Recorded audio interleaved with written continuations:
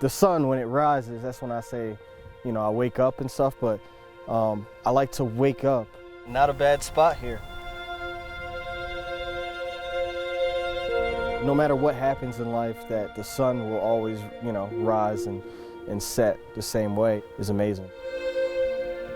My name is Gill, aka Black Sherpa. Grew up in Baltimore, just moved to Denver here 3 years ago. I'd like to call myself an outdoor enthusiast, I guess. I've really fell in love with nature when I moved to Denver.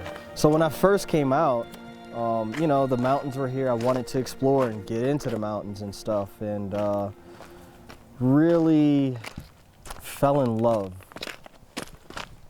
And just trying to gain my knowledge on how to successfully summit 14ers responsibly.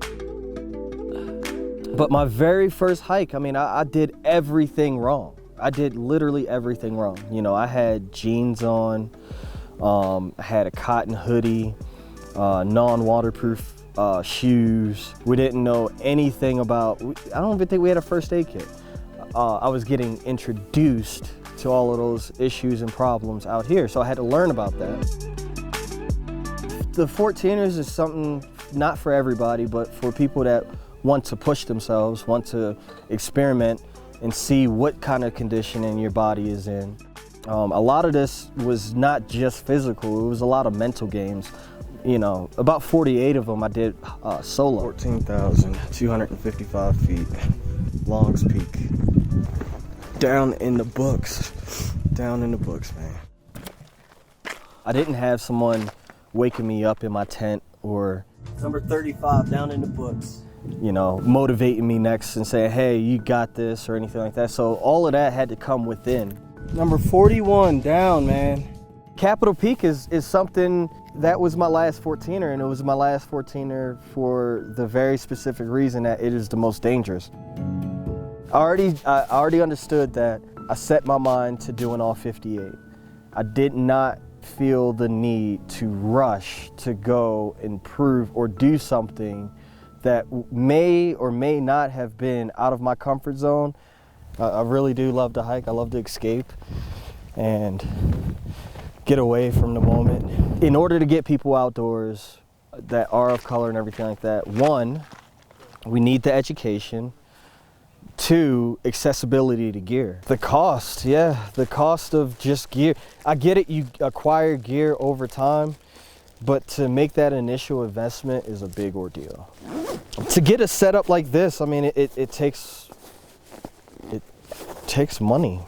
It is just dropping $400 or $500 on a piece of gear. Gill is one of our climbers who we have enjoyed sponsoring, being the first African-American veteran from Baltimore, Maryland to actually accomplish summiting all 58 14ers here in Colorado.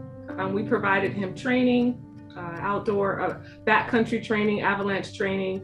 We provided gear for him. Just to feel safe.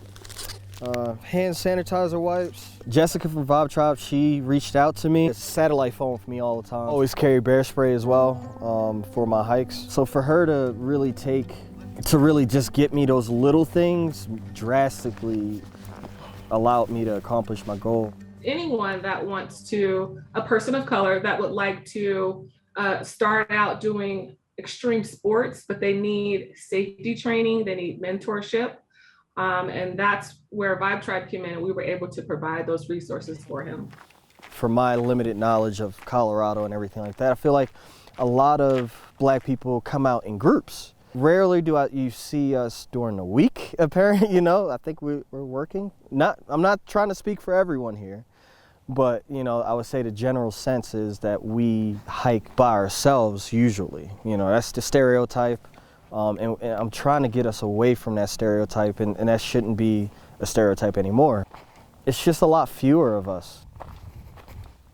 I just want to remind people that this is here for us to explore and really take advantage of, and we just really don't do it.